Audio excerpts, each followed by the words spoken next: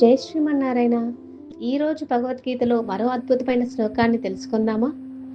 యోగస్థః కురు కర్మాణి సంగం త్యక్త్వా ధనంజయ సిద్ధ్య సిద్ధ్యోహ సమోద్భూత్వా సమత్వం యోగ ఉచ్యతే.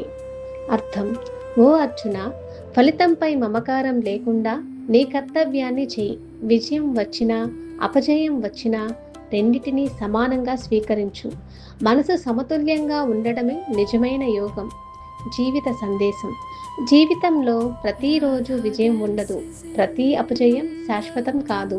ప్రశాంతమైన మనసుతో ధర్మ మార్గంలో ముందుకు సాగటమే శ్రీకృష్ణుని బోధ. సుఖంలో పొంగిపోకండి, దుఃఖంలో కుంగిపోకండి. సమత్వమే యోగం. జై శ్రీకృష్ణ. ధర్మో రక్షతి రక్షితః.